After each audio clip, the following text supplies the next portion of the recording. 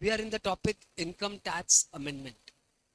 और इस साल इनकम टैक्स में बहुत ज़्यादा अमेंडमेंट नहीं आए हैं, थोड़े बहुत अमेंडमेंट आए हैं। और ये अमेंडमेंट 1 घंटे तक यदि अपने कांस्टेंट एफर्ट फुल एफर्ट लगाए ना, तो सारे के सारे अमेंडमेंट 1 घंटे में हो जाने चाहिए। तो still we are having 1.5 hour session का ये स्लॉट लेके आया हूँ मैं। तो 1 घंटे से 1.5 घंटे के बीच में अमेंडमेंट कवर होने वाला है।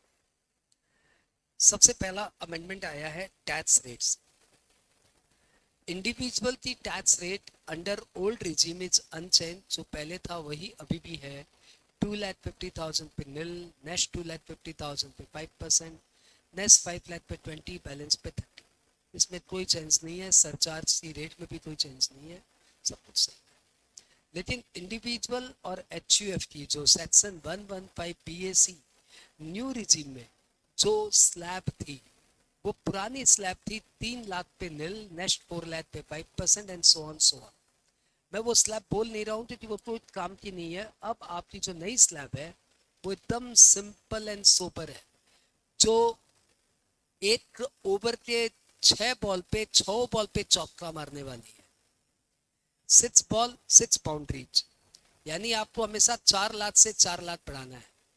First 4 lakh nil, next 4 lakh 5%, next 4 lakh 10%, next 4 lakh 15%, next 4 lakh 20%, next 4 lakh 25% and balance 30%।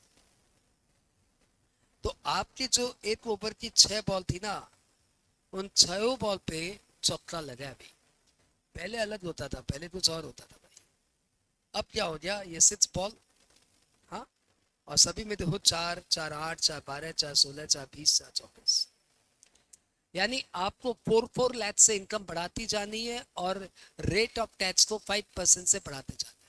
So what is the new slab? First 4 lakh nil, next 4 lakh 5%, next 4 lakh 10%, next 4 lakh 15%, next 4 lakh 20%, next 4 lakh 25% and balance जितनी भी इनकम है उसके ऊपर 30%। यानी 24 लाख तक आपकी इनकम बढ़ती रहेगी। 24 लाख के बाद जो इनकम आपको अर्न होगी उसके ऊपर 30%। जहां ओल्ड रिजीम में 10 लाख के बाद 30% हो जाता है, न्यू रिजीम में now after 24 lakh there will be 30%। इसको यदि अपने अपनी भाषा में बोले तो 4 लाख पे नील, नेक्स्ट 4 लाख पे 5% यानी 20,000, नेक्स्ट 4 लाख पे 10% यानी 40,000, नेक्स्ट 4 लाख पे 15% यानी 60,000, नेक्स्ट 4 लाख पे 20% यानी 80,000, और नेक्स्ट 4 लाख पे 25% मतलब 8 लाख। यानी यदि आपकी इनकम 24 लाख तक है तो आपको टैक्स देना पड़ेगा 3 लाख। इन सबको जोड़ दीजिए, 3 लाख आएगा। ठीक है, 80, 20, 8 लाख, 2 लाख, 3 लाख। यानी 24 लाख तक 3 लाख एंड बैलेंस पे 30%। This is the new regime. तो वैसे भी याद हो गया 4 लाख 4 लाख 4 लाख 5, 10, 15, 20, 25। और ऐसे भी याद हो गया 24 लाख पे 3 लाख एंड बैलेंस पे 30%। All that clear? There is no change in surcharge. Surcharge का जो पुराना रेट था वही है, तो हम लोग यहाँ पे बात नहीं कर रहे।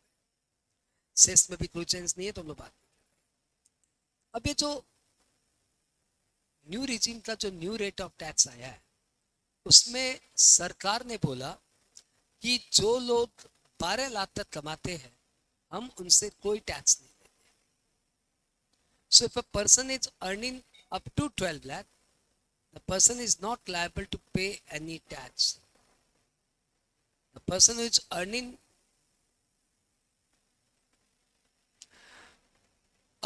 Up to 12 lakh is not liable to pay tax any. उसको कोई टैक्स ही नहीं। कैसे?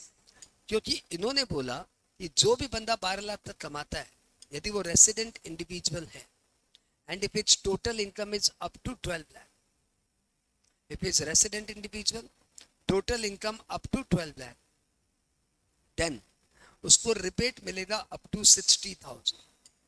तो आपको पता ही है कि शुरू के 4, 4, 8, 4, 12, शुरू के 12 लाख की इनकम पे ऐसे भी 60,000 ही टैक्स होता है।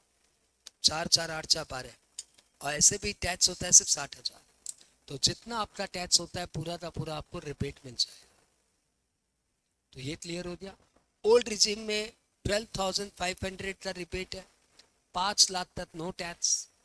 न्यू रिजीम में 12 लाख तक रिबेट है और 12 लाख तक 60,000 का रिबेट मिलेगा।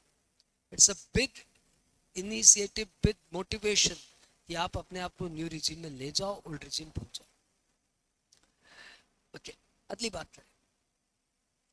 एक बहुत बड़ा अमेंडमेंट आया है जो कि आपको बहुत ध्यान से सुनना चाहिए। दो रिबेट की क्वांटिटी इतनी बढ़ा दी है 60,000 रुपया, लेकिन साथ ही साथ रिबेट में एक नेगेटिव पॉइंट भी इंसर्ट हो गया। अब लॉ ये बोलता है कि रिबेट में हम किसी भी स्पेशल रेट ऑफ टैक्स से जो इनकम अर्न होती है ना, उसमें से हम आपको कोई रिबेट नहीं देंगे।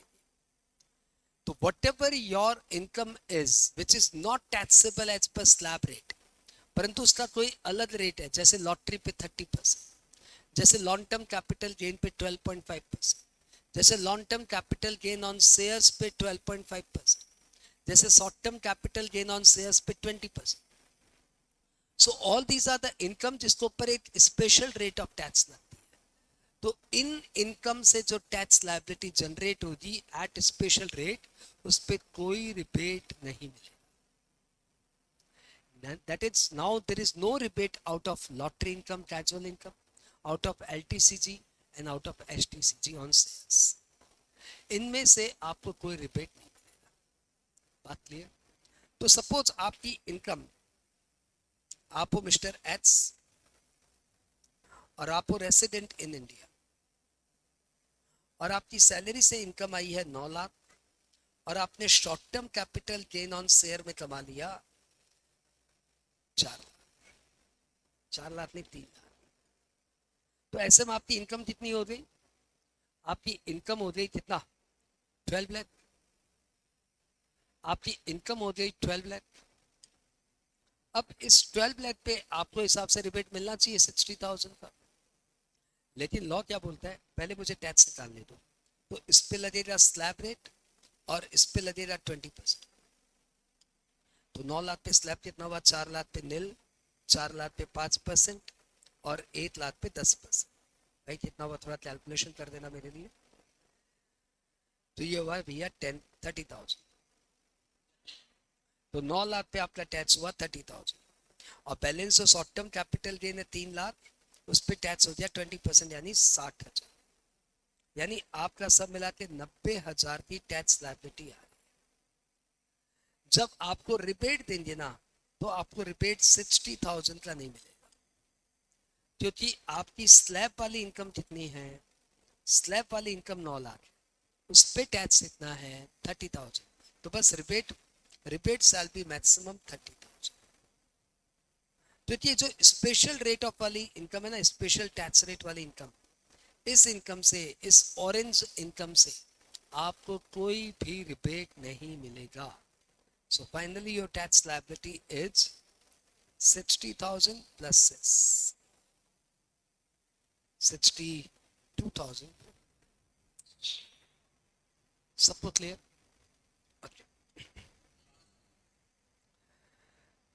सो रिबेट की बात करें, resident individual total income up to 12 lakh, तो he can avail rebate deductible from income tax before surcharge and cess. Marginal relief due to rebate, ये अभी बताना बाकी है। No rebate on special rate of tax. आपकी स्पेशल रेट ऑफ टैक्स वाली इनकम, चाहे वो 11A short term capital gain on share, 112 long term capital gain, 112A long term capital gain on share, या casual income under section 115 PB, इनसे आपको कोई rebate नहीं मिलेगा। एक आपने कॉन्सेप्ट मार्जिनल रिलीफ अपनी रेगुलर क्लास में सीखा होगा, उसी कंटेक्स्ट में आपको बताऊं कि रिबेट में भी कुछ मार्जिनल रिलीफ जैसा कॉन्सेप्ट है। What is the concept? Concept is कि यदि आप 12 लाख से थोड़ा सा ज्यादा कमाते हो, सपोज आपकी इनकम 12 लाख 10,000, तो जो लोग 12 लाख कमाते हैं वो तो कोई टैक्स ही नहीं देते। अब यदि कोई बंदा 12 लाख 10,000 कमा लिया, तो आप कैलकुलेट करके देखना 12 लाख 10,000 पे टैक्स आपका हो जाएगा इस स्लैब से। जो लोग 12 लाख 10,000 कमाएंगे उनका टैक्स हो जाएगा 61,000। अब अब सोचो, कोई बंदा 10,000 ज्यादा कमाया, 12 लाख वाला तो टैक्स दे नहीं रहा है। जो बंदा सिर्फ 10,000, 12,10,000 कमाया, यानी 10,000 ज्यादा कमाया, क्या आप उससे 61,500 टैक्स ले लेंगे? वो बोला सर मैंने तो सिर्फ 10,000 ही ज्यादा कमाया है, आप 61,500 टैक्स कैसे ले सकते हैं? लॉ बोल रहा है हाँ हाँ तुमसे इतना टैक्स नहीं लिया जा सकता, तुमसे सिर्फ 10,000 ही और टैक्स, मतलब 12,10,000 तुम्हारी इनकम है तो हम तुमसे 10,000 का ही टैक्स, हम तुम्हें 51,500 का रिबेट देंगे।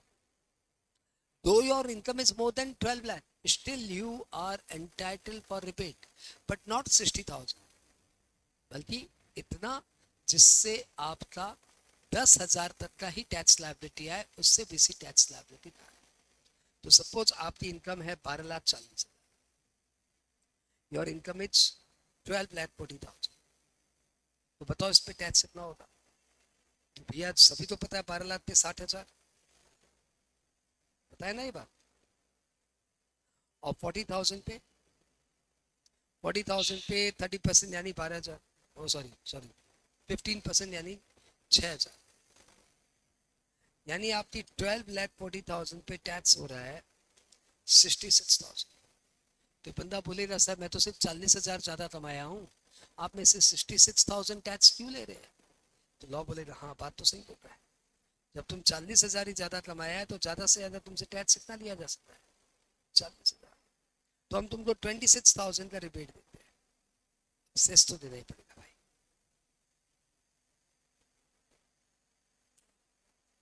आई होप ये पॉइंट तुम्हें एकदम क्लियर हो गया, ठीक है। इस तरीके से यदि आपकी इनकम 12 लाख से थोड़ी थोड़ी ज्यादा होती जाए, 12,70,600 तक भी होती जाए ना, तब भी आपको थोड़ा थोड़ा तो रिबेट मिलेगा ही।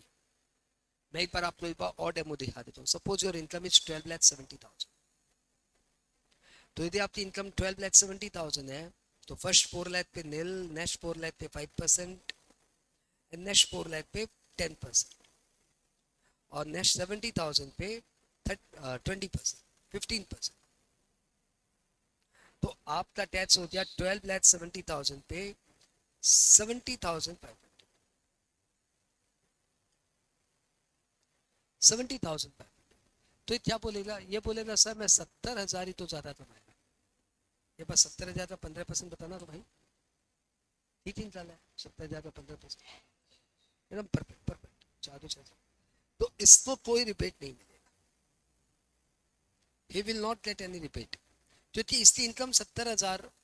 हाँ नहीं नहीं नहीं नहीं, ये भी तो बोलेगा ना कि सर मेरी इनकम ही 70,000 हो रही है, आप में से रिबेट, आप में से टैक्स क्यों ले सकते हो 70,500?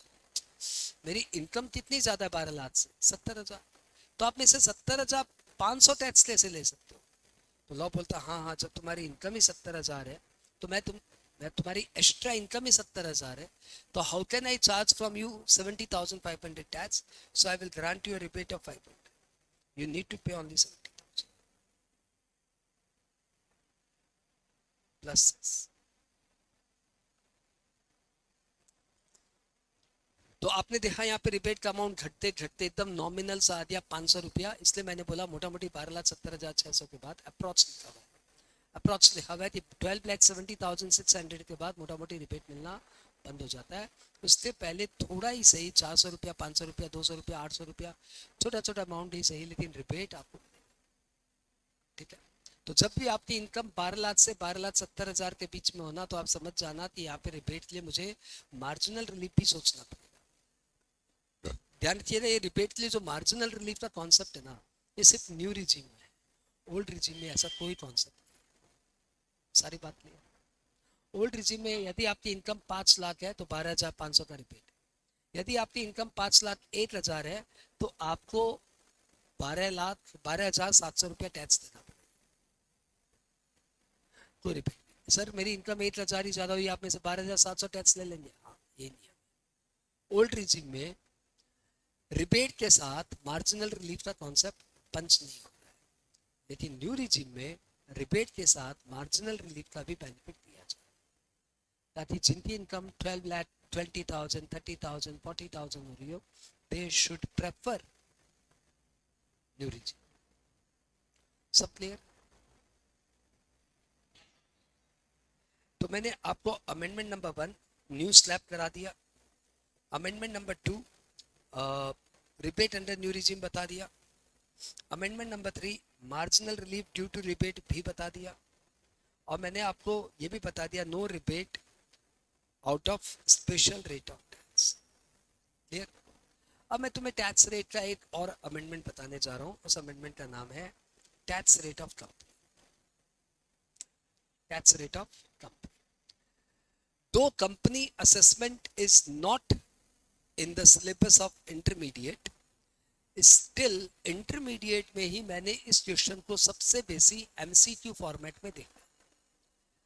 तो आप इंटरमीडिएट के यदि स्टूडेंट हो और ये वीडियो यदि आप देख रहे हो तो प्लीज ध्यान रखिएगा कि माना कि आपके सिलेबस में कंपनी असेसमेंट नहीं है, लेकिन आपके सिलेबस में कंपनी का टैक्स रेट है, and this question can be asked in your MCQ format. Exactly क्या है? एग्जैक्टली ये है कि आपको पता है कि कंपनी पे, इंडियन कंपनी पे नॉर्मल रेट ऑफ टैक्स है 30%, लेकिन वो इंडियन कंपनी जिनका पिछले 2 साल वाला टर्नओवर 400 करोड़ के अंदर अंदर है, उनको पर टैक्स रेट हो जाएगी 25%। तो ये जो पिछला 2 साल है ना, ये तो हर साल ही चेंज होगा। तो अब की assessment year 26-27 and previous year 25-26 के लिए आपको 400 करोड़ का टर्नओवर प्रीवियस ईयर 23-24 का देना है। यदि हम लोग प्रीवियस ईयर 25-26 का टैक्स निकाल रहे हैं, इससे 2 साल पीछे जाइए, और यदि आपका 23-24 टर्नओवर ईयर में आपका टर्नओवर यदि 400 करोड़ के अंदर अंदर है, तो आपके ऊपर टैक्स रेट लगेगी 25%, और नहीं तो फिर टैक्स रेट लगेगी 30%। 400 करोड़ बहुत अच्छा डेटा है, बहुत बड़ा डेटा है। All small size company will be covered into this. तो आप ध्यान रखिएगा, क्या वो कंपनी जो इंडियन कंपनी है और जिनका 23-24 में टर्नओवर 400 करोड़ के अंदर अंदर है, तो आपको 25% की रेट से टैक्स देना। ध्यान रखिएगा, टर्नओवर, इनकम मत समझ लेना, ठीक है? यहां तक कोई डाउट है तो मैं आपका वेट कर रहा हूं, वीडियो पहुंच लो। The next amendment is related to, topic है रेसिडेंशियल स्टेटस, और आपको खुशी की बात बता दूं, इस टॉपिक में कोई अमेंडमेंट नहीं है। अगला टॉपिक है एग्रीकल्चरल इनकम, खुशी की बात, इसमें भी कोई अमेंडमेंट नहीं है। तो आपके 3 चैप्टर हो जाए, rate of tax, RS, agro income, ठीक है? अभी तक आपने न्यू रिजीम सीखा, न्यू रिबेट सीखा, रिबेट में मार्जिनल रिलीफ सीखा, और कंपनी का 25% जो ऑब्वियस है पिछले 2 साल का टर्नओवर देते हैं तो हर बार ये चेंज होगा, तो वो पॉइंट सीखा। अगला अमेंडमेंट आया है चैप्टर सैलरी से।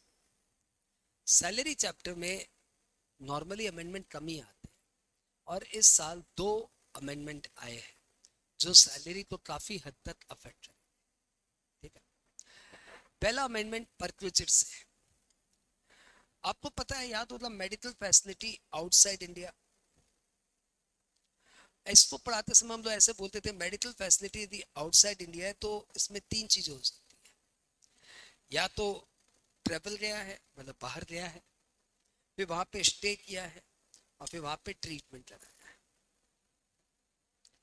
ट्रीटमेंट कराया है तो जितना खर्चा उतना एग्जम्प्टेड, जितना खर्चा जितना भी एम्प्लॉयर ने दिया सब एग्जम्प्टेड पर, जितना एम्प्लॉयर ने दिया, whatever amount reimbursed by employer, actual expenditure तक exempted।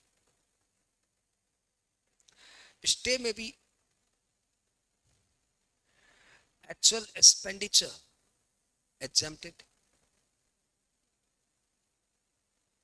इन दोनों में कंडीशन डाल दी, अप टू आरबीआई सीलिंग, यानी जितना आरबीआई बोले उससे ज्यादा आप नहीं खर्च कर सकते।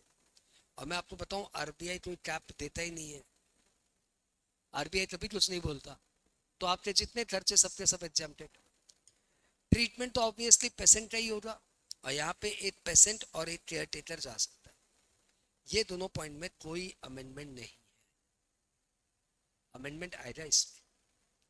ट्रेवल फैसिलिटी में आपको पता है 8% के साथ एक केयर टेकर का खर्चा अलाउड है, यानी एग्जेम्प्टेड है।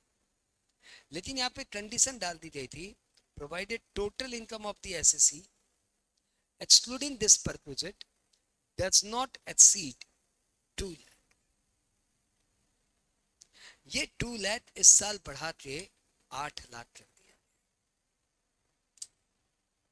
तो जिनकी total income excluding this perquisite is up to 8 lakh, total income नहीं है, जीटीआई, जिनकी GTI excluding this income 8 lakh तक है, उनके हाथ में travel facility of 1 patient and 1 caretaker it's accepted.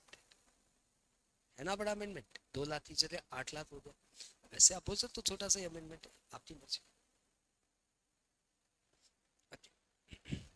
2 lakh की लिमिट बढ़ा के 8 लाख कर दी गई है। आपको नोट देते समय मैं बस इतना सा लिख के चल दिया, क्योंकि पूरा नोट देते क्या फायदा बच्चों को लास्ट मोमेंट में चाप देने का। ठीक है, एकदम क्लियर। एक सैलरी टॉपिक में एक कॉन्सेप्ट है स्टैंडर्ड डिडक्शंस। इसको मैं पढ़ाता ही नहीं, बकवास है। पहले तो महा बकवास था, अब भी थोड़ा ही बकवास है। What is standard deductions? Standard deductions नहीं, क्या बोल रहे हो भाई साहब, तो बहुत इंपॉर्टेंट टॉपिक है। The topic is specified employee. Specified ये कॉन्सेप्ट है, और स्पेसिफाइड एम्प्लॉय होने के बाद आपके हाथ में कुछ परक्विजिट टैक्स होती है, और यदि आप नॉन स्पेसिफाइड एम्प्लॉय हो तो आपके हाथ में कुछ परक्विजिट एग्जेम्प्ट हो जाएगी। मैं एग्जांपल के तौर पे बताऊं, आपने पढ़ा है ना सर्वेंट फैसिलिटी, आपने क्या पढ़ा? Fully taxable. लेकिन असल में मालूम क्या है?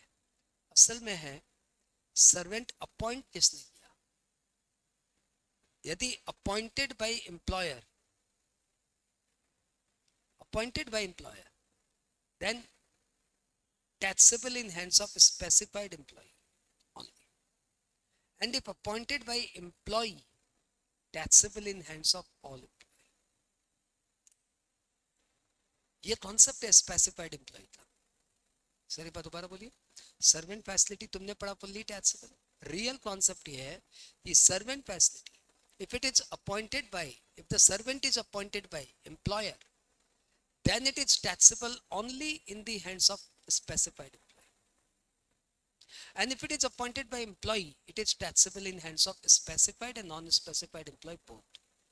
Similarly, आपने क्या पढ़ा? Gas, electricity, water is fully taxable पढ़ा था। लेकिन उसमें भी मालूम कॉन्सेप्ट क्या है?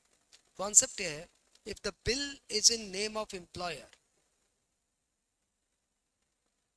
bill is in name of employer, it is taxable in hands of specified employee, and if the bill is in name of employee, then it is taxable in hands of all employee। तो बोले sir ये तो बड़ा important है, बड़ा interesting है, बड़ा tough हो रहा है, आपने तो ये सब बताया नहीं था। एग्जैक्टली, ये टफ हो रहा है इसलिए मैंने आपको बताया। अरे तो सर एग्जाम में आ गया तो बता दो, अभी बता दो क्या है। जब ये स्पेसिफाइड एम्प्लॉय टर्म ऐसे, अच्छा ये दो और नहीं है, और भी ऐसे पॉइंट है। स्पेसिफाइड एम्प्लॉय का जब हमने डेफिनेशन पढ़ा थी, भैया ये स्पेसिफाइड एम्प्लॉय बकवास, ये भला क्या है? तो मालूम लॉ ने क्या बोला? स्पेसिफाइड एम्प्लॉय बोलेंगे जो ये 3 में से कोई एक क्राइटेरिया फुलफिल करे, या तो वो अपनी कंपनी का डायरेक्टर हो, तो भैया बहुत बड़ी बात है, डायरेक्टर ऑफ एम्प्लॉयर कंपनी, या फिर वो अपनी कंपनी में 20% और मोर वोटिंग पावर होल्ड करता हो, 20% और मोर वोटिंग पावर होल्ड करता हो, सर ये भी बहुत बड़ी बात है। और या फिर उसकी सैलरी 50,000 पर एनम से ज्यादा, 50,000 पर एनम मतलब साल का 50,000, और तब तो सभी का सैलरी साल का 50,000 से ज्यादा है, राइट? ट्रू। फैक्ट।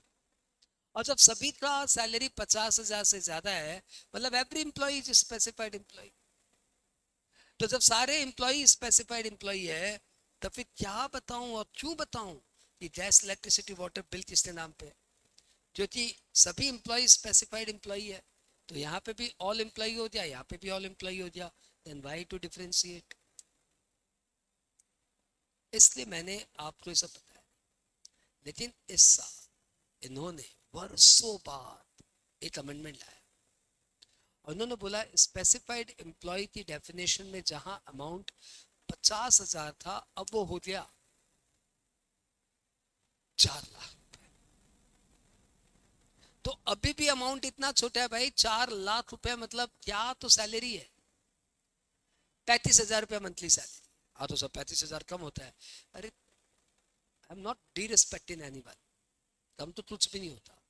मैं बस ये बताना चाह रहा हूँ कि ऐसे एम्प्लॉय इनकम टैक्स नहीं देते यार, 12 लाख तक कोई टैक्स ही नहीं है।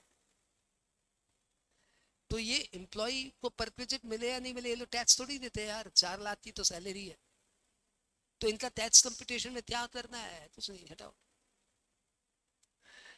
यानी ये डेटा अभी भी बहुत इंफेरियर है कि मैं तुम्हें ये सब इतने क्लमजीनेस के साथ पढ़ाऊं कि बिल किसके नाम पे है, सर्वेंट किसने अपॉइंट किया, all these are not required. लेकिन एग्जाम में एमसीक्यू, सिंस अमेंडमेंट है इसलिए एमसीक्यू में ये क्वेश्चन पूछेगा कि भैया स्पेसिफाइड एम्प्लॉय में सैलरी किससे ज्यादा होनी चाहिए? ऑप्शन 1 50,000, 20,000, 50,000, 1 लाख, 3 लाख, 4 लाख। तो आपको ध्यान रखना है क्या, ये जो 4 लाख का अमाउंट था ना, जो 50,000 का अमाउंट था ना, अब वो 4 lakh. Specified employee limit of 50,000 increase to 4 lakh. बताओ ये शॉर्ट ठीक है? मैंने एकदम शॉर्ट में लिखा है एकदम, ताकि आपके एग्जाम में एकदम टाइम बर्बाद नहीं। okay. सैलरी टॉपिक में 2 ही अमेंडमेंट थे, मैंने आपको दोनों ही अमेंडमेंट करा दिए भाई साहब, खुश हो जाओ, बल्ले बल्ले। यानी अभी तक आपके 4 चैप्टर हो चुके हैं, बेसिक, आरएस, एग्रो, सैलरी। लो एक पलट झपकते ही आपका 5वां भी करा देता हूं, इनकम फ्रॉम हाउस प्रॉपर्टी में भी नो अमेंडमेंट। तो अभी आपके 5 चैप्टर हो गए, सैलरी, एचपी, बेसिक, आरएस, ठीक है। अब हम लोग आ गए अगले टॉपिक में, अगले टॉपिक का नाम है पीजी।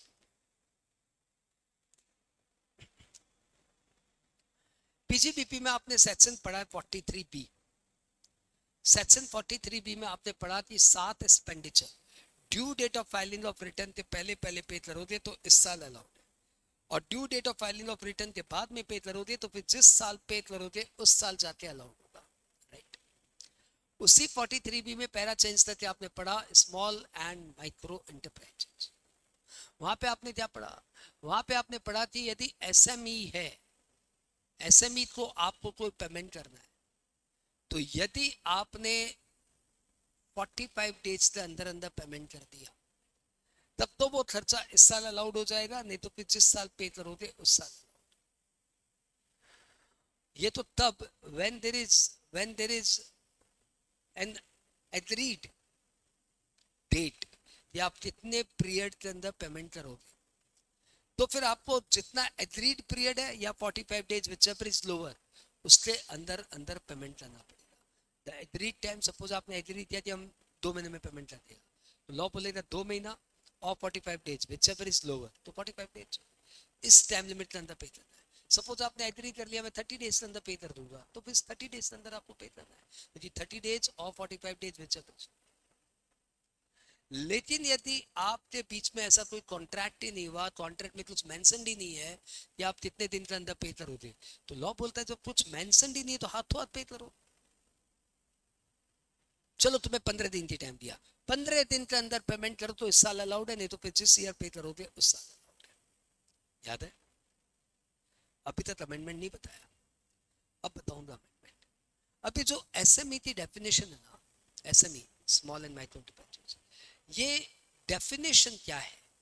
तो भैया पहले इसमें कुछ और डेफिनेशन थी, अब डेफिनेशन कुछ और। स्मॉल एंड माइक्रो इंटरप्राइजेस में मैं पहले तुम्हें माइक्रो इंटरप्राइजेस बताता हूँ। माइक्रो इंटरप्राइज उन्हें बोलते हैं जिनका total investment in plant and machinery 2.5 crore के अंदर अंदर हो and turnover up to 10 crore के अंदर अंदर, पहले लिमिट बहुत कम थी।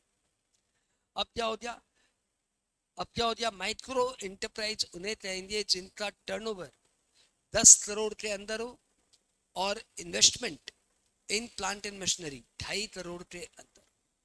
यानी आपकी फैक्ट्री में 2.5 करोड़ से ऊपर की प्लांट एंड मशीनरी नहीं होनी चाहिए और आपकी कंपनी का टर्नओवर किसी भी सूरत हाल में 10 करोड़ से ज्यादा नहीं होना चाहिए। तब हम बोलेंगे URSME। बात क्लियर?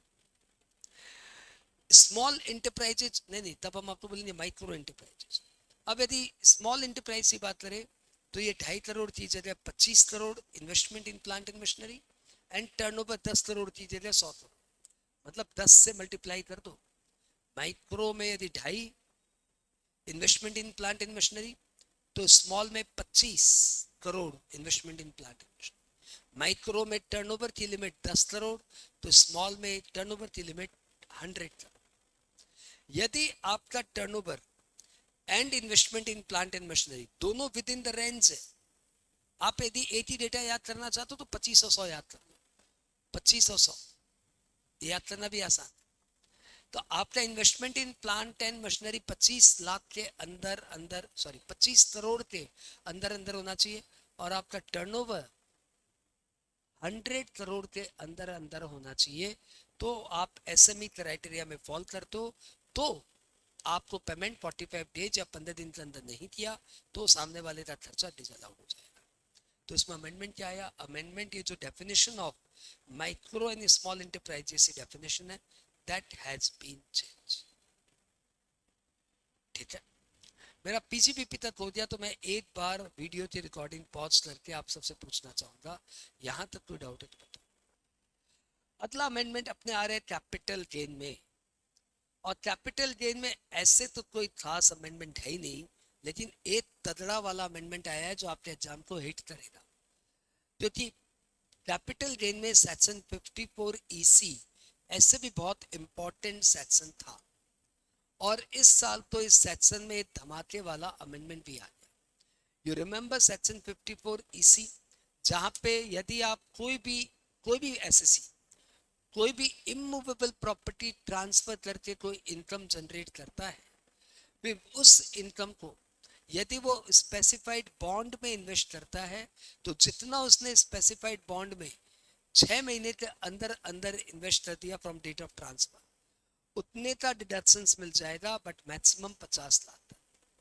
और इसमें जो स्पेसिफाइड बॉन्ड थे उनका नाम था नाही bond, NHAI national highway authority of India, PFC public finance corporation, REC rural electrification corporation and IRCI यानी Indian railway financial corporation, IRFC। अब इसमें 2 बॉन्ड और ऐड हो गए। 1/4/25 से इसमें हुडको ऐड हो गया। हुडको नाम सुना ही होगा, कंपनी मार्केट में इससे शेयर ठीक ही मिल रहे हैं। Housing and urban development corporation, या फिर आप इरिडा में इन्वेस्टमेंट करो, और इरिडा वाला इन्वेस्टमेंट इस साल के बीच में आया है, 9/7/25 को अमेंडमेंट आया है। 9/7/25 से 54 EC के लिए IRDA also become specified bond. IRDA के बॉन्ड बिकम्स स्पेसिफाइड बॉन्ड, और इरिडा का फुल फॉर्म आपको पता है, insurance regulatory development authority of insurance regulatory and development authority.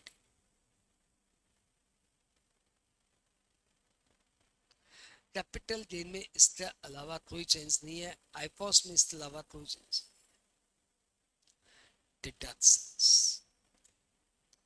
Deduction chapter में इस साल एक छोटू सा अमेंडमेंट आया है, जिस एग्जाम में पूछेगा कि नहीं पूछेगा डाउटफुल है।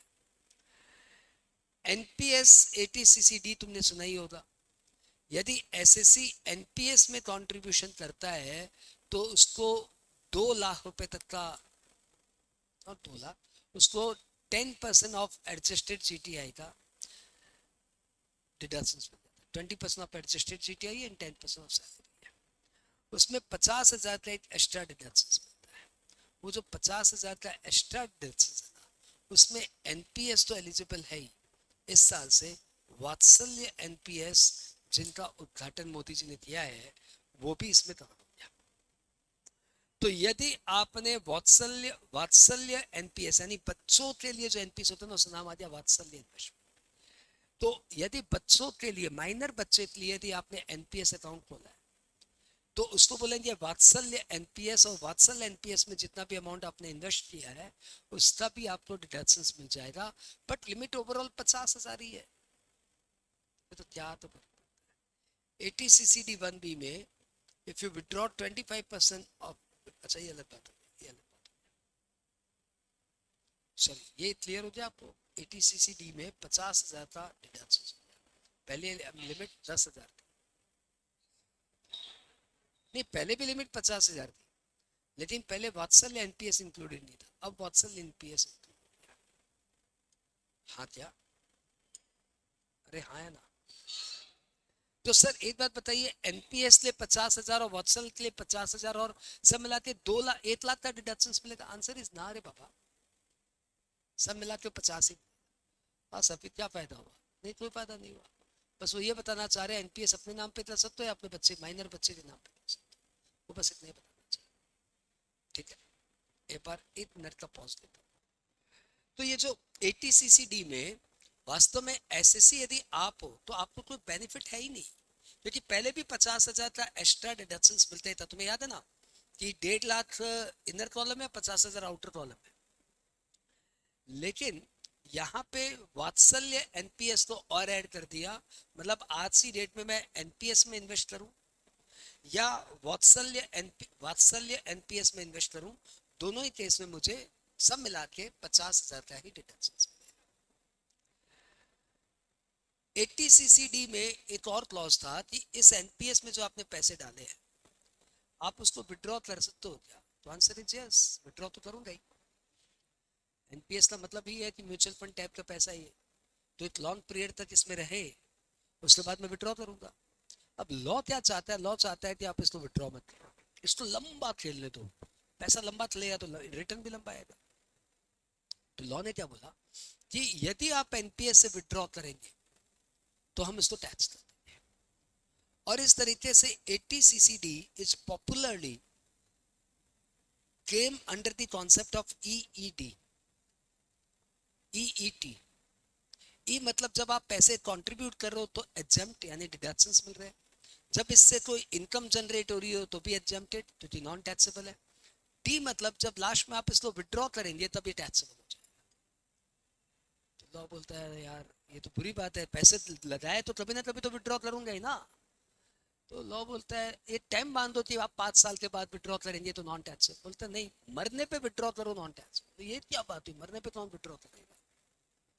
लॉ बोलता है आप एनपीएस से 25% ऑफ अमाउंट विड्रॉ करेंगे तब तक तो हम आपसे टैक्स नहीं लेंगे, उसके बाद यदि आप अमाउंट विड्रॉ करेंगे तो टैक्स हो जाएगा। स्कीम ये है, रियलिटी ये है कि आप इससे 25% अमाउंट तो विड्रॉ कर सकते हो, बाद बाकी अमाउंट आपको या तो एनपीएस में रहने देना है या फिर किसी और एन्युटी प्लान में पैसे डालने हैं। You can not withdraw. हाँ किसी बंदे की डेथ हो गई तो उसकी फैमिली वो पैसे विड्रॉ कर सकती है, टैक्सेबल नहीं होगा।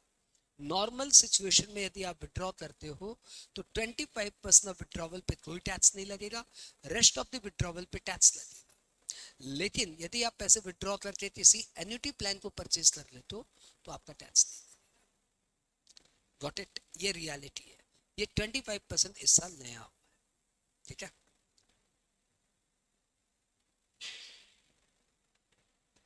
इस साल आपने देखा, इस साल आपने देखा कि बेसिक आरएस एग्रो में खाली टैक्स रेट में थोड़ा सा न्यू स्लैब आया है, एक्सपी में नो चेंज, सैलरी में छोटू सा दो चेंज, एक तो मेडिकल वाला 2 लाख की जगह 8 लाख हो गया, स्टैंडर्ड डिडक्शन 50,000 दिया 4 लाख। एक्सपी में नो चेंज, पीजीबीपी में स्मॉल एंड माइक्रो एंटरप्राइजेस की डेफिनेशन चेंज हो गई।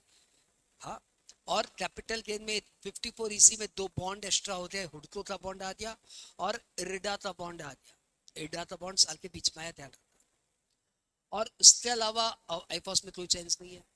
तो मोटा मोटी 5 हेड मिला के जिनके कोई 5 ही अमेंडमेंट आ रहे हैं, लेकिन इस साल टीडीएस में बहुत सारे चेंजेस, तो टीडीएस के सारे चेंजेस आपको बड़े प्यार से समझने हैं। आओ देखें, टीडीएस में section 193 deals with TDS on interest on securities. ये इंटरेस्ट ऑन सिक्योरिटीज में पहले 5,000 तक कोई टैक्स नहीं लगता था, 5,000 तक कोई टीडीएस नहीं करता था, 5,000 के बाद टीडीएस लगता था। अब ये अमाउंट 5,000 की जगह 10,000, यानी 10,000 तक इंटरेस्ट ऑन सिक्योरिटीज पे नो टीडीएस। 10,000 के बाद यदि आपको इंटरेस्ट ऑन डिवेंचर मिल रहा है, आप इंडिविजुअल हो, तो आपका 10,000 के बाद टीडीएस लगेगा, 10,000 तक कोई टीडीएस नहीं लगेगा। यदि आपको इंटरेस्ट 11,000 मिल रहा है तो 11,000 पे 10%, 1,100 रुपया टीडीएस लगेगा। तो 5,000 की जगह लिमिट 10,000। 194 deals with dividend. तो टीडीएस ऑन डिविडेंड पहले 5,000 तक नो टीडीएस था, इसका भी अमाउंट बढ़ा के 10,000 कर दिया। यानी यदि आपको डिविडेंड 5,000, 7,000, 8,000, 9,000, 10,000 तक मिल रहा है, नो टीडीएस। लेकिन कंपनी यदि आपको साल में 15,000 का डिविडेंड दे रही है तो वो आपका 10% टीडीएस काटे। तो यहाँ पे भी अमेंडमेंट छोटू सा ही है, लिमिट 5,000 से 10,000।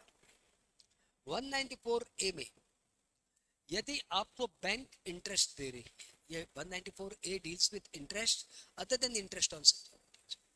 तो यदि other than interest on securities में यानी बैंक आपको एफडी पे इंटरेस्ट दे रही है, तो पहले क्या था, पहले था कि 40,000 तक नो टीडीएस यदि आप नॉर्मल सिटीजन हो, और सीनियर सिटीजन हो तो 50,000। अब ये लिमिट बढ़ा के कर दिया, नॉर्मल के केस में 50,000 तक नो टीडीएस, और सीनियर सिटीजन के केस में तो हद हो गई, कहते 1,00,000 तक नो टीडीएस। यानी 1,00,000 की इंटरेस्ट इनकम आ रही है एक बैंक से आपको, तब भी कोई टीडीएस नहीं, यदि आप सीनियर सिटीजन। और यदि आप सीनियर सिटीजन हो, आपकी इनकम 1,40,000 हो गई, तो पूरे 1,40,000 पे 10% टीडीएस लगेगा। लेकिन ये तो बात सीनियर सिटीजन की हो रही, नॉर्मली 50,000 तक नो टीडीएस, उसके बाद टीडीएस। अच्छा, सारी बातें हो रही थी एफडी इंटरेस्ट। एफडी को छोड़ के और कोई इंटरेस्ट हो तो पहले लिमिट थी 5,000 तक नो टीडीएस, अब वो लिमिट हो गई 10,000 तक नो टीडीएस। भाई लिमिट पे बहुत चक्कर आ रहा है, तुम देखो 193, 194, 194 ए एंड एक और है 194 के। 194 के deals with TDS on mutual fund income. 194 के deals with TDS on mutual fund income. यदि म्यूचुअल फंड से कमाई from mutual fund, mutual fund apart from growth आपको बीच बीच में इनकम भी फेच करता है। ये इनकम भी पहले 5,000 तक थी तो 10 नो टीडीएस, 5,000 के बाद 10% टीडीएस था, सेम एज डिविडेंड था। आज भी ये सेम एज डिविडेंड ही है कि 10,000 तक नो टीडीएस, 10,000 के बाद 10% टीडीएस। 194 के इनकम फ्रॉम म्यूचुअल फंड पे सेम एज डिविडेंड, 10,000 तक नो टीडीएस था, पहले 5,000 तक नो टीडीएस था, अब 10,000 के बाद 10% टीडीएस लगेगा, 10,000 तक। तो आपके 4 सेक्शन हो गए टीडीएस के, सब में स्लैब 5,000 से 10,000 बढ़ी है। और ये इंटरेस्ट या डिविडेंड के ही इनकम है, यानी इंटरेस्ट ऑन सिक्योरिटीज 5,000 से 10,000, interest other than interest on securities 5,000 से 10,000। लेकिन यदि एफडी है तो 40,000 से 50,000 हो जाए, 50,000 से 1,00,000। और टीडीएस ऑन डिविडेंड की लिमिट भी 5,000 से 10,000, और TDS on income from mutual fund में भी लिमिट 5,000 से 10,000। यही 4 सेक्शन में रेंज बढ़ी है, लिमिट बढ़ गई है। नोटेड। अब आइए अगले सेक्शन में, टीडीएस के अगले सेक्शन में 194 डबल बी यानी winning from horse races. Winning from horse races में कंफ्यूजन था जिसको इस साल उन्होंने क्लियर किया। प्रोविजन याद ही है कि कोई भी SSC, any payer who makes payment to any payee on account of winning from horse race, then he will deduct TDS in excess of 10,000 at the rate 30%। 10,000 से ऊपर की यदि आपको winning from horse race होती है तो उसके ऊपर 30% TDS लगेगा। राइट, क्वेश्चन ये आ रहा था, ये 10,000 इन एग्रीगेट देना है कि 10,000 इंडिविजुअली देना है। लॉटरी में 10,000 इन एग्रीगेट देते थे, विनिंग फ्रॉम हॉर्स रेस में साइलेंट था, तो लोग बोले भैया यहाँ पे भी इन एग्रीगेट ही होगा, तो लॉ ने इस साल क्लैरिफिकेशन भेजा, यहाँ पे 10,000 इन एग्रीगेट नहीं है। अब ये जो 194B और 194BB एकदम सिमिलर सेक्शन नजर आ रहे थे ना, अब ये चेंज होते भाई साहब। ये लॉटरी इनकम से डील करता है, केबीसी में डील करता है, और ये विनिंग फ्रॉम हॉर्स रेस में। इसमें क्या है, कोई भी पेयर किसी भी पे को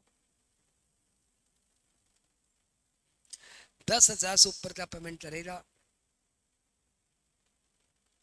तो 30% से टीडीएस ला देगा। पहले दोनों सेक्शन एकदम हूबहू नजर आते थे, अब क्या हो गया, ये बात ही तो सब सेम है भाई, कोई चेंज नहीं है। बस यहाँ पे जो 10,000 है ना, ये इन एग्रीगेट था, और यहाँ पे अब ये 10,000 इंडिविजुअली आ गया।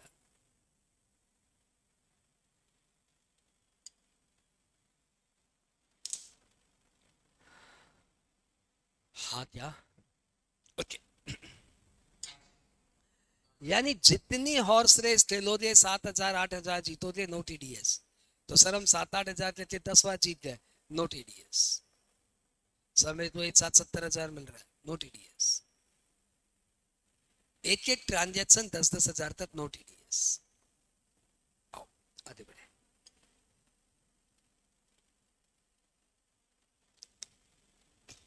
नेक्स्ट 194D, 194G और 194H, ये तीनों ही सेक्शन टीडीएस से डील, टीडीएस ऑन कमीशन से डील करते हैं। ये TDS on commission on insurance commission से डील करता है, ये लॉटरी कमीशन से डील करता है, और वो बात ही कमीशन से डील करता है। ये इंश्योरेंस कमीशन से, ये लॉटरी कमीशन से, और ये अदर कमीशन से डील करता है। इसमें 194H बहुत वाइटल है। तो ये तीनों ही कमीशन में डील करते हैं, तीनों में ही रेट पहले 5% थी, ये 5% ही रेट से टीडीएस लगेगा। अब तीनों में ही रेट ऑफ टीडीएस 2% हो गई है, तीनों में ही रेट ऑफ टीडीएस 2% हो गई है, यानी अब कमीशन का रेट ऑफ टीडीएस 2% ही है। क्लियर, 5 से 2 हो गया, क्या कमीशन पे रेट ऑफ टीडीएस। और दूसरा, यहाँ पे पहले लिमिट 15,000 तक एग्जेम्प्टेड थी, जो इस साल तीनों में ही लिमिट, पहले 15,000 तक नो टीडीएस था, अब तीनों में ही 20,000 तक नो टीडीएस। तो हर कमीशन पे 20,000 के बाद 20,000 तक नो टीडीएस, 20,000 से ऊपर कमाया तो पूरी इनकम पे इन एग्रीगेट साल की पूरी इनकम पे, कमीशन वाली पूरी इनकम पे 2% टीडीएस लगेगा। 194D deals with insurance commission, 194 G deals with lottery commission, and 194H deals with other commission.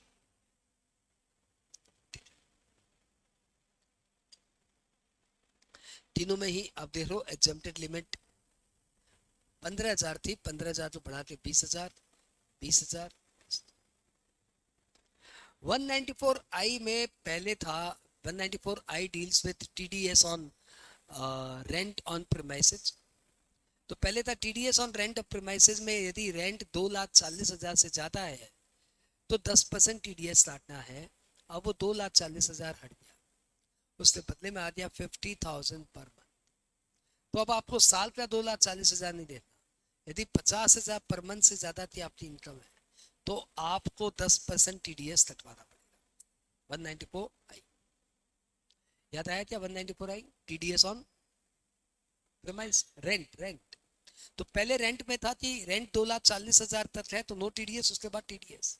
अब हो गया रेंट 2,40,000 सालाना था पर एनम, अब उसको 50,000 पर मंथ कर दिया। मतलब बहुत बड़ी छूट है यार, यानी 30-35,000 रुपया मंथली रेंट आ रहा है तो टीडीएस ही नहीं कटेगा। पहले तो 20,000 के बाद ही टीडीएस कट जाता था, अब तो 40,000 तक भी टीडीएस नहीं कटेगा, 45-50 तक भी नो टीडीएस। 50 से ऊपर रेंट हो गया पर मंथ और part thereof, then TDS will be deducted at the rate 10%। कौन सा सेक्शन, 194I। 194J में भी इन्होंने लिमिट 30,000 पर एनम को बढ़ा के 50,000 पर एनम, यानी 194J में जो डील करता है TDS on professional fees, TDS on royalty, TDS on technical fees, तो यहाँ पे लिमिट थी 30,000 पर एनम तक नो टीडीएस, अब हो गया 50,000 per annum in aggregate no TDS. तो यदि आपको कोई क्लाइंट 40,000 रुपया साल की ऑडिट फीस देता है और यदि आप चार्टर्ड अकाउंटेंट हो यानी प्रोफेशनल हो, तो आपका कोई टीडीएस नहीं कटेगा। खुशी की बात। 194 LA, यू रिमेंबर 194 LA में था कंपल्सरी एक्विजिशन बाय गवर्नमेंट। ला दे तेरी प्रॉपर्टी आज से गवर्नमेंट ले लेगी, ला दे तेरी प्रॉपर्टी, तो LA मतलब ला दे। तो 194 LA ये कहता है कि यदि आपकी प्रॉपर्टी गवर्नमेंट कंपल्सरी एक्वायर कर और आपको 2.5 लाख से ऊपर का पेमेंट कर रही है तो 10% टीडीएस लगेगा। ये 2.5 लाख की लिमिट इस साल बढ़ के 5 लाख हो गई। कितनी हो गई? 5 लाख। तो प्लीज आप रेक्टिफाई कर लेना 2.5 लाख की लिमिट अब 5 लाख हो गई। 194 LA में यदि कंपल्सरी एक्विजिशन होता है और यदि गवर्नमेंट आपको 4 लाख तक का कोई कॉम्पेंसेशन देता है, नो टीडीएस। 5 लाख तक का देता है, नो टीडीएस। 6 लाख का देता है, पूरे पे 10% टीडीएस, यानी 60,000 रुपया टीडीएस लगेगा। टीडीएस चैप्टर भी मोटा मोटी खत्म, लेकिन एक अमेंडमेंट आया है। वो अमेंडमेंट यह आया है जो मैंने पढ़ाया ही नहीं क्लास में, क्योंकि वो हट गया, ओमिटेड वाला प्रोविजन आया। अब यदि कोई स्टूडेंट पुराने मैथ से पढ़ा हुआ है और अभी नया से एक बार देखना चाह रहा है तो उसको बहुत काम का पॉइंट है। कुछ जमाने में सेक्शन 206 AB बोल के एक बकवास सा सेक्शन था जिसको उन्होंने फाइनली हटा दिया। जब लाया था तभी सब बोल रहे थे महाबकवास महाबकवास। ऐसे अमेंडमेंट लाते हैं नए लोग, इसीलिए कई बार ये लोग बहुत बुरा भला सुनते हैं। मालूम क्या बोला? बोला कि जब आप कोई टीडीएस काट रहे हो तो एक बार चेक करो कि पेई ने यदि पिछले 2 साल से रिटर्न नहीं भरा तो रेट ऑफ टीडीएस बढ़ा के 20%, डबल टीडीएस था उसका। तो पेयर बोले हमें कैसे मालूम वो 2 साल का रिटर्न भरा है कि नहीं भरा? बोला वो तो आपको पैन नंबर दिया है ना, आप हमारे पोर्टल पे देखना, हम बता देंगे। बोले साला एक एक पेमेंट करने के लिए हम पोर्टल जा जाके चेक करेगा? अब सपोज मैं हूँ तुम्हारी कंपनी का अकाउंटेंट, हाँ, मेरे को तो एक इंस्ट्रक्ट, मैं तो ज़्यादा पढ़ा लिखा नहीं हूँ, मैं तो नॉर्मल CA इंटरमीडिएट पास हूँ, तो मुझे कितना आता है? मुझे तो ज़्यादा आता नहीं है। तो मुझे तो एक तो बॉस ने लिस्ट दे रखी है कि ये सब पेमेंट करे तो इतना इतना टीडीएस काटना, तो उसमें लिखा हुआ है कॉन्ट्रैक्ट पे टीडीएस काटना है 2%। तो यहाँ पे जो बिल आया है किसी ABC प्राइवेट लिमिटेड का, कॉन्ट्रैक्ट अमाउंट है, तो मैं तो उस पर टीडीएस काटना है 2%। तो मैं तो टीडीएस वो अपना लिस्ट मिलाऊंगा, दादा इसका कितना होना चाहिए 2%, तो मैं तो 2% टीडीएस काट दूंगा। अब यदि आप ये बोलेंगे कि भैया इसको पेमेंट करने के पहले इसका चेक करो कि इसने 2 साल से रिटर्न भरा है कि नहीं भरा, और यदि रिटर्न नहीं भरा तो टीडीएस रेट डबल कर दो, यार ये क्या बोल रहा है? मैं कैसे चेक करूं? बोला पोर्टल पे जाके चेक करो। तो एक एंट्री मारने के पहले बीच बीच में पोर्टल जाके चेक करो। बहुत बुरा भला सुना इन्होंने। 2-3 साल तक सुनने के बाद फाइनली इन्होंने से विड्रॉ कर लिया। तो आज से डेट में ऐसा कोई प्रोविजन नहीं, आपको बताया भी नहीं। ठीक है, टीडीएस चैप्टर में घनघोर अमेंडमेंट के बाद अब अपने आ रहे TCS चैप्टर में, और थैंकफुली ये आपका ऑलमोस्ट लास्ट है, सेकेंड लास्ट है। TCS चैप्टर में क्या हुआ? TCS चैप्टर में भी एक बहुत प्यारा अमेंडमेंट आया है। कैसा अमेंडमेंट आया? पहली बात, आपको याद होगा फास्ट बोल के मैंने आपको एक कोडिंग दिया था और मैंने आपको बोला था कि इन सब प्रोडक्ट को यदि स्पेसिफाइड सेलर स्पेसिफाइड बायर को बेचेगा तो स्पेसिफाइड गुड्स पे स्पेसिफाइड रेट से टीडीएस लगेगा। और आप लोग को कैसे याद कराया गया था, तुम्हें याद है? FASTT, और F for forest produce, A for alcoholic liquor तुम्हारा फेवरेट, स्क्रैप, तेंदुलीफ, और ये था टिम्बर। और फिर मैंने क्या बोला, इसको ऊपर ढाई कर दो, इसको ऊपर भी ढाई कर दो, तेंदुलकर का ब्रांड है तो डबल कर दो, और ये दोनों सड़ी गली चीजें है तो 1-1 कर दो।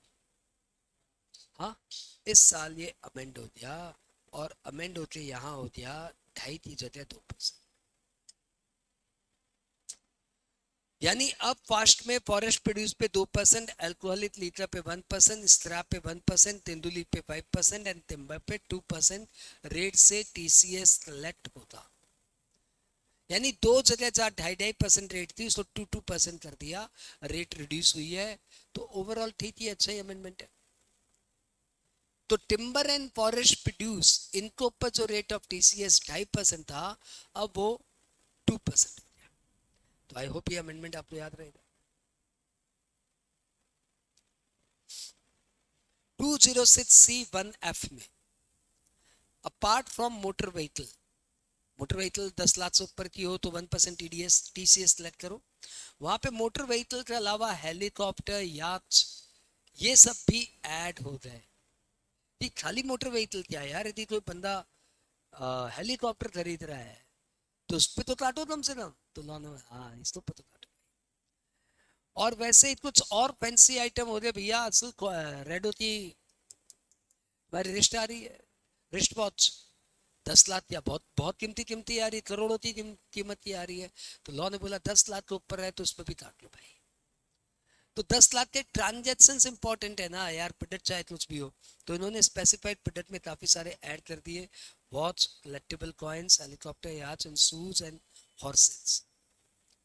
और भी स्पेसिफाइड प्रोडक्ट नोटिफाई किए, लेकिन आप ये 2-4 नाम याद रख लेना, ठीक है।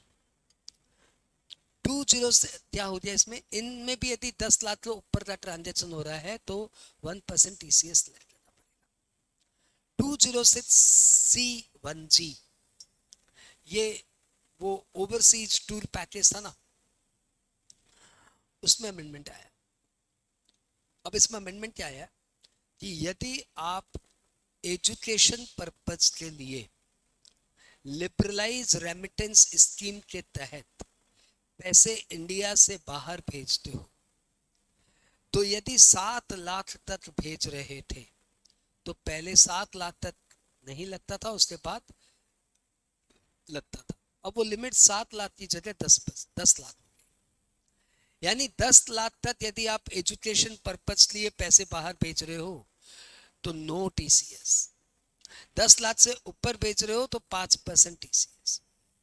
वैसे मेडिकल पर्पज लिए यदि आप 10 लाख तक भेज रहे हो तो नो टीसीएस, 10 लाख से ऊपर भेज रहे हो तो 5% टीसीएस। एजुकेशन में तो भले 50 लाख भी भेज दो, नो टीसीएस। अरे कैसे, अभी तो बोले 10 लाख। वो 50 लाख वाला यदि आप एडू लोन ले रहे हो अंडर सेक्शन 80E, जो एजुकेशन लोन था, वो लोन लेके यदि आप पैसे बाहर भेज रहे हो तो नो टीसीएस। मैं समझाता हूँ। ये सपोज मेरी बेटी का फॉरेन के लंदन के किसी इंस्टीट्यूट में एमबीए के लिए एडमिशन हो गया। मैंने पूछा भाई कितनी फीस लग जाएगी, बोले 1.25 करोड़ रुपए। मैंने बोला भाई मैं नहीं खर्चा करने वाला, तू अपना बैंक लोन ले ले। बोला ठीक है पापा, आप ऐसा किया ना मेरे साथ। बोला हाँ ठीक है, बैंक लोन ले ले जा। यार बैंक लोन मिल जाता है एजुकेशन पर्पज में 8%। मेरा पैसा म्यूचुअल फंड में लगा हुआ है 11% में, तो मैं क्यों अपने घर पे नुकसान करूं, है ना। तो मैंने बोला बैंक लोन लेके तुम पैसे भेज दे। तो हमने बैंक लोन लिया 8% की रेट से, गारंटर मैं ही हूँ यार। तो मैंने बैंक लोन लिया क्या रेट से, 8% से। और मैं 1 करोड़ रुपए फॉरेन के इंस्टीट्यूट में भेज रहा हूँ, सपोज इस साल 40 लाख भेज रहा हूँ, तो इसके ऊपर कोई टीसीएस सेलेक्ट नहीं होगा। क्यों, क्योंकि मैंने लोन लेके भेजा है। कॉन्ट्रेरियली यदि मैं अपने म्यूचुअल फंड को रिडीम करा के 40 लाख रुपया भेजता तो फटाक से 5% टीसीएस सेलेक्ट हो जाता, क्योंकि मैं 10 लाख से ऊपर का भेज रहा हूँ। तो यदि आप अपना पैसा 10 लाख से ऊपर का भेज रहे हो तो 5% टीसीएस दीजिए, और लोन लेके यदि आप पैसे भेज रहे हो तो आपका कोई टीसीएस नहीं लगेगा। ध्यान रखना, ये रिलैक्सेशन सिर्फ एजुकेशन लोन के लिए है, मेडिकल लोन के लिए ऐसा कुछ नहीं है। मेडिकल में एक ही पॉइंट है, लोन फोन का कोई चक्कर ही नहीं है। 10 लाख तक नो टीसीएस, 10 लाख के बाद 5% टीसीएस। और यदि आपका ओवरसीज टूर पैक, अच्छा अच्छा, ये तो मेडिकल लोन और education, medical purpose and education purpose, और कोई पर्पज लिए पैसे बाहर भेज रहे तो भाई साहब 10 लाख के ऊपर यदि आप कोई पैसे भेज रहे हो दोस्तों पर 5% नहीं 20% TCS collect. Rate of TCS shall be 20%।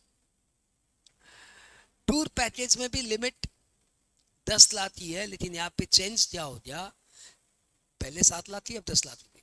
Change क्या हो गया पुराने वाले प्रोविजन से कि 10 लाख तक 5% TCS कलेक्ट करना है, 10 लाख के ऊपर 20% TCS कलेक्ट। ऊपर में क्या था, education loan, medical loan, education purpose, medical purpose and other purpose, 10 lakh तक नो TCS। 10 लाख के बाद 5%, 5%, 20%। अब क्या हो गया, TCS तो 1 रुपया भी एचएम नहीं है। 1 लाख भी यदि टूर पर्पस ले जा रहा है तो 1 लाख पे भी TCS कलेक्ट होगा, लेकिन 10 लाख तक 5% एंड 10 लाख के बाद हुआ तो 20%। That has been change. Broadly बोलूँ यदि आप पुराने स्टूडेंटों को पढ़ा हुआ ये सब, खाली अमेंडमेंट ढूंढ रहे हो, तो 7 लाख की लिमिट बढ़ के 10 लाख।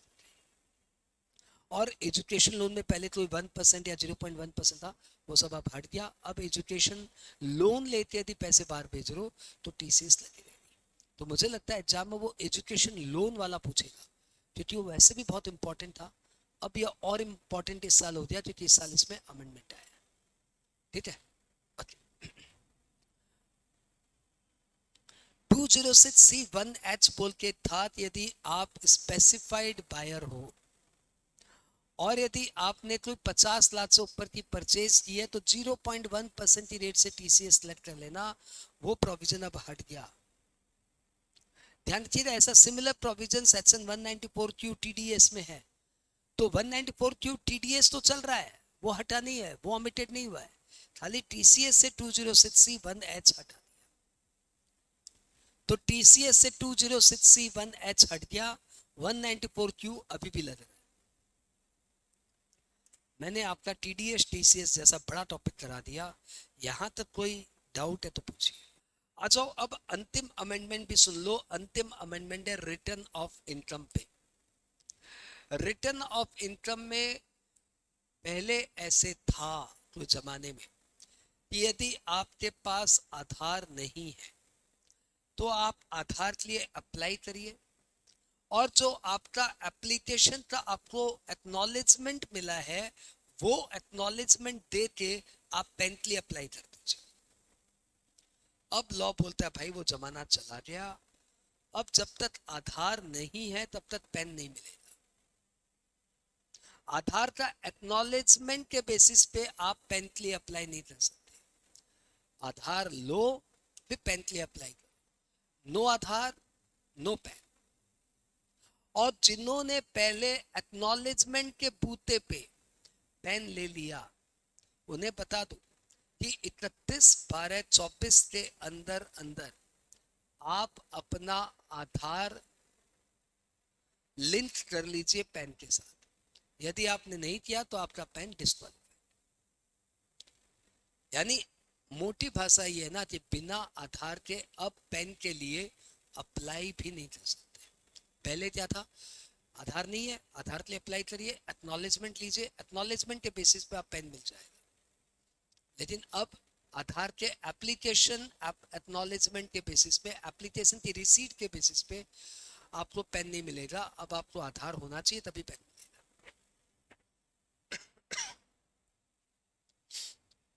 बड़ा अमेंडमेंट आया है अपडेटेड रिटर्न में, जो आपको पूछेगा MCQ या शॉर्ट नोट के फॉर्मेट में पूछेगा, या फिर हो सकता है कोई 2 नंबर 3 नंबर की टेस्ट। आपने सेक्शन पढ़ाई है 139(8)A updated return. Updated return में जो आपने पहले पढ़ा था उसमें ये था कि आप एंड ऑफ असेसमेंट ईयर से 2 साल के अंदर अंदर अपना अपडेटेड रिटर्न बढ़ा, अपडेटेड रिटर्न सबमिट कर सकते हो। थोड़ी सी टैक्स थोड़ी सी इनकम आपको और दिखानी पड़ेगी, और जितनी इनकम और जितना भी आपका इनकम एक्स्ट्रा दिखाया गया है उसको ऊपर आपको एक एडिशनल टैक्स भी देना पड़ेगा। यदि आपने 12 महीने के अंदर अपडेटेड रिटर्न के लिए अप्लाई किया है तो आपको 25% एक्स्ट्रा टैक्स देना पड़ेगा, और यदि मतलब जितना आपका टैक्स है उसका 25% और देना पड़ेगा। और यदि आपने 2 साल के अंदर अपडेटेड रिटर्न के लिए अप्लाई किया है तो जितना आपका टैक्स है उसका 50% आपको और देना पड़ेगा। अपडेटेड रिटर्न सुपर हिट हुआ, सरकार को बहुत फायदा हुआ, क्योंकि जितने भी टैक्सी चोरी कर करके बैठे थे उन्हें पता है मोदी सरकार घुस घुस के टैक्स के पैसे निकाल रहा है। तो जो जो फंस रहे थे सबने अपडेटेड रिटर्न भर के अपनी जान छुड़ाई। तो मोदी सरकार ने बोला चलो अपडेटेड रिटर्न जब हिट चल रहा है तो इसको एक और मौका देते हैं। तो मोदी सरकार ने 2 साल अपडेटेड रिटर्न भरने की टाइम लिमिट को 4 साल कर दिया। यानी यदि मैंने 3 साढ़े 3 साल पहले कोई टैक्सी चोरी की थी और मुझे डर लग रहा है कि मोदी घर में घुस आएगा, तो मेरे पास एक चॉइस आ गई कि मैं अपडेटेड रिटर्न भर दूं। लेकिन ऑब्वियसली मेरे को इस बार टैक्स, एडिशनल टैक्स और देना पड़ेगा। मतलब जो नॉर्मल टैक्स है वो तो देना ही है, इसके अलावा मुझे एडिशनल टैक्स देना पड़ेगा 70%। 70% ऑफ टैक्स। पहले एडिशनल टैक्स मैक्सिमम था 50%, अब एडिशनल टैक्स हो गया 70%। यदि आप 12 महीने के अंदर अपना अपडेटेड रिटर्न भर देते हो तो आपको सिर्फ 25% एक्स्ट्रा टैक्स देना है। यदि आप 24 महीने के अंदर अपना अपडेटेड रिटर्न भर देते हो तो आपको सिर्फ 50% एक्स्ट्रा टैक्स देना है। मतलब आपका जितना टैक्स हो रहा है उसका 50% और। यदि आपका 36 मंथ्स के अंदर आप अपना अपडेटेड रिटर्न भर रहे हो 3 साल के अंदर, तो आप सिर्फ 60% एक्स्ट्रा टैक्स दीजिए, काम हो जाएगा। और यदि आप 48 मंथ्स के अंदर अपना रिटर्न दोबारा भर रहे हो अपडेटेड रिटर्न, तो आपको 70% एक्स्ट्रा टैक्स देके अपनी जान छुड़ा लेनी चाहिए। क्योंकि धराई में आ गया तो जेल ले जाएंगे, टैक्स भी लेंगे, इंटरेस्ट भी लेंगे, बहुत लेंगे। तो ये तुमको 70% एक्स्ट्रा टैक्स देना पड़ेगा। तो भैया ये आप लोग का अपडेटेड रिटर्न के टॉपिक के साथ साथ 1 घंटे 6 मिनट के इस वीडियो रिकॉर्डिंग में आपका पूरा अमेंडमेंट कवर्ड है। जो मैंने आपको बोला था 1 घंटे में मोटा मोटी हो जाएगा, मैंने 6 मिनट ज्यादा ले लिया। आई होप ये सारा अमेंडमेंट आपके लिए बहुत काम का है। इसे जरूर से एक बार और देख लेना फास्ट मोड में, और एग्जाम के दिन ये देख के जाना। ये जो पीडीएफ है इसका, ये इस वीडियो के साथ मैं अटैच कर